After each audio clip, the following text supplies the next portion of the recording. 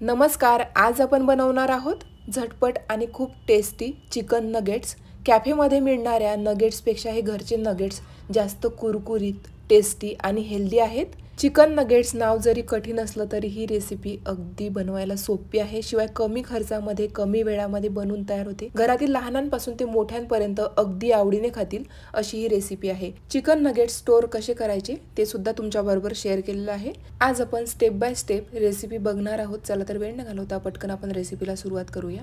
सर्वात पहिली स्टेप आपल्याला चिकन मिक्स तयार करायचा आहे। त्यासाठी इथं मी 250 ते 300 ग्राम बोनलेस चिकन घेतलेलं आहे। एका मिक्सरच्या भांड्यामध्ये आपल्याला बोनलेस चिकन घालायचं आहे।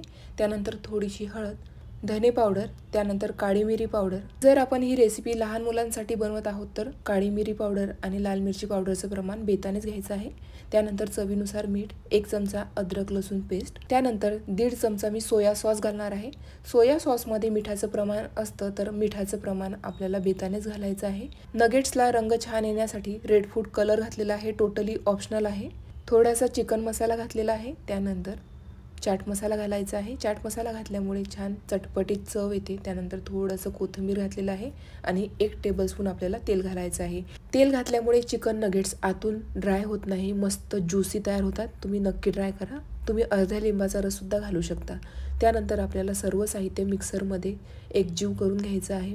छान बारीक असं केलेलं आहे, जास्त पेस्ट पण करायची नाही। थोडेसे चंकी आपल्याला हे मिश्रण ठेवायचं आहे।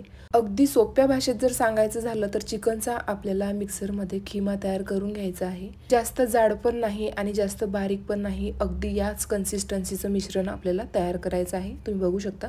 आता एका मोठ्या प्लेटमध्ये हे सर्व मिश्रण आपण काढून घेऊया। त्यानंतर ब्रेड क्रम्स घरी कसे तयार करायचे ते सुद्धा बघणार आहोत। इथे मी सँडविच ब्रेड घेतलेला आहे। 7 ते 8 आपल्याला सँडविच ब्रेडचे स्लाइस घ्यायचे आहेत। तुम्ही ब्राऊन ब्रेडचा सुद्धा वापर करू शकता। जेव्हा मला चीज बॉल बनवायचे होते तेव्हा मी ही रेसिपी शूट केलेली आहे। मला फक्त दाखवायचं आहे की ब्रेड क्रम्स कसे तयार करतात, प्लीज गोंधळून जाऊ नका।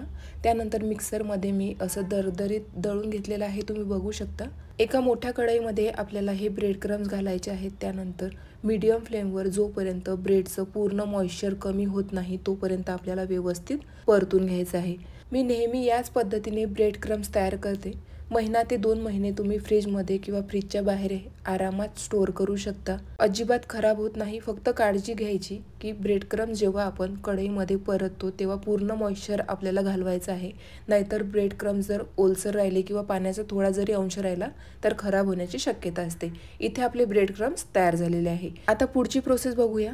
चिकन खिम्यामध्ये मी 1 चमचा कॉर्नफ्लोअर, त्यानंतर 3 टेबलस्पून मी इथं ब्रेड क्रम्स घातले। 1/2 चमचा मी लाल मिरची पावडर घातलेली आहे, तुम्ही हिरव्या मिरचीचा सुद्धा वापर करू शकता। सर्व साहित्य आपल्याला हाताने एकजीव करून घ्यायचं आहे। यामध्ये तुम्ही अर्ध्या लिंबाचा रस सुद्धा घालू शकता। इथं मी व्यवस्थित मिश्रण एकजीव करून घेतलं, तुम्ही बघू शकता। बाइंडिंगसाठी मी इथं कॉर्नफ्लोअरचा वापर केलेला आहे। व्यवस्थित मिश्रणाचा गोळा तयार झाला त्यानंतर एक पेपर घ्यायचा आहे। हलक्या हाताने आपल्याला व्यवस्थित सर्व मिश्रण थापून घ्यायचं आहे। ज्या पद्धतीने आपण वड्या तयार करतो त्याच पद्धतीने आपल्याला चिकनचं मिश्रण व्यवस्थित थापून घ्यायचं आहे। मी चिकनचं मिश्रण व्यवस्थित थापून घेतलं, तुम्ही बघू शकता। त्यानंतर चौकोनी आकारामध्ये मला ह्या वड्या कट करायच्या आहे। तर तुम्ही न शेप देता सुद्धा चिकन नगेट्स तयार करू शकता। चौकोनी आकारामध्ये मी नगेट्स तयार करणार आहे, तर व्यवस्थित आपण कट करून घेऊया। नगेट्सला जो शेप द्यायचा तो तुम्ही तुमच्या आवडीनुसार देऊ शकता। राऊंड, ट्रायंगल किंवा हार्ट शेप सुद्धा तुम्ही तयार करू शकता। जो शेप आपल्या मुलांना किंवा घरातील इतर मंडळींना आवडत असेल त्या शेपमध्ये तुम्ही नगेट्स तयार करू शकता। अगदी कॅफे स्टाईल नगेट्स मला तयार करायचे होते, त्यामुळे मी चौकोनी आकारामध्ये नगेट्स कट करून घेतले, तुम्ही बघू शकता। तर इथं आपण नगेट्सला व्यवस्थित शेप दिलेला आहे। पुढची स्टेप ब्रेड क्रम्समध्ये आपल्याला नगेट्स कोट करून घ्यायचे आहेत। तर त्यासाठी इथं मी ब्रेड क्रम्स घेतलेला आहे, थोडीशी काळी मिरी पावडर घेतलेली आहे। त्यानंतर आपल्याला कॉर्नफ्लोअरची स्लरी तयार करायची आहे। तर इथं मी 2 टेबलस्पून कॉर्नफ्लोअर घेतलेला आहे। 2 ते 2.5 टेबलस्पून आपल्याला पाणी घालायचं आहे। इथे मी 2 टेबलस्पून कॉर्नफ्लोअर घेतलेला आहे, तर तुम्ही 1 टेबलस्पून मैदा आणि 1 टेबलस्पून कॉर्नफ्लोअर सुद्धा घेऊ शकता। व्यवस्थित मिश्रण आपल्याला मिक्स करून घ्यायचं आहे। या मिश्रणामुळे ब्रेड क्रम्सचं जे कोटिंग असतं ते परफेक्ट बसतं, अजिबात ते कढईमध्ये टाकल्यावर पसरत नाही। त्यामुळे ही स्टेप आपल्याला करणं गरजेचं आहे। आता आपण चिकन नगेट्स घेऊया। त्यानंतर कॉर्नफ्लोअरच्या स्लरीमध्ये आपल्याला चिकन नगेट्स डीप करायचं आहे। एखाद्या फोर्कच्या मदतीने आपण हे काढून घेऊया। त्यानंतर ब्रेड क्रम्समध्ये आपल्याला चिकन नगेट्स घालायचं आहे। अशाच पद्धतीने 3 ते 4 पीस मी तयार करून घेणार आहे, म्हणजेच कोट करायला आपल्याला सोपं जातं। जेव्हा आपण कोणताही पदार्थ एकट्याने बनवतो तेव्हा जर व्यवस्थित वेळेचं मॅनेजमेंट केलं आणि पूर्वतयारी जर करून ठेवली तर आपला गोंधळ होत नाही आणि परफेक्ट असा पदार्थ तयार होतो। इथे मी 3 ते 4 पीस व्यवस्थित स्लरीमध्ये डीप करून घेतले। आता पुढची प्रोसेस बघूया। ब्रेड क्रम्समध्ये आपल्याला व्यवस्थित चिकन नगेट्स कोट करून घ्यायचे आहेत। हलक्या हाताने आपण हे नगेट्स कोट करून घेणार आहोत।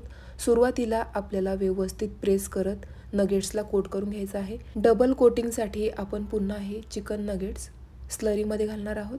अशा पद्धतीने आपल्याला डबल कोट चिकन नगेट्सला करून घ्यायचं आहे। आता तुम्ही म्हणाल की एकदा आपण ब्रेड क्रम्समध्ये कोट करून घेतल्यानंतर पुन्हा स्लरीमध्ये का घातलं, तर डबल कोट केल्यामुळे अगदी कॅफे स्टाईल चिकन नगेट्स असो वा व्हेज नगेट्स असो आपण घरच्या घरी तयार करू शकतो। डबल कोट झाल्यानंतर हलक्या हाताने शेप द्यायचा आहे। व्यवस्थित ब्रेड क्रम्सचं कोटिंग आपल्याला करून घ्यायचं आहे। फरक तुमच्या लक्षात येईल, हे सिंगल कोटिंग केलेलं नगेट्स आहे आणि डबल कोट केलेलं नगेट्स आहे। इथे तुम्ही स्वतः फरक बघू शकता, डबल कोट केलेलं आणि सिंगल कोट केलेलं। अशाच पद्धतीने मी सर्व नगेट्स व्यवस्थित कोट करून घेतले। तुम्ही बघू शकता किती परफेक्ट असं ब्रेड क्रम्सचं कोटिंग आपल्या नगेट्सला बसलेलं आहे। अगदी स्टेप बाय स्टेप आपण नगेट्स तयार केलेले आहेत। सर्व नगेट्स इथं आपले तयार झालेले आहेत। आता 10 मिनिटाकरता आपण फ्रीजमध्ये नगेट्स सेट होण्याकरता ठेवून देणार आहोत। त्यानंतर आपल्याला डीप फ्राय करायचे आहे। आता पुढची स्टेप बघूया। आपल्याला नगेट्स तळून घ्यायचे आहेत। 10 मिनिट झालेले आहेत, तुम्ही बघू शकता। फ्रीजमध्ये मी नगेट्स सेट करून घेतले। त्यानंतर कढईमध्ये तेल गरम करायला ठेवलेलं आहे। तेल व्यवस्थित गरम झालेलं आहे।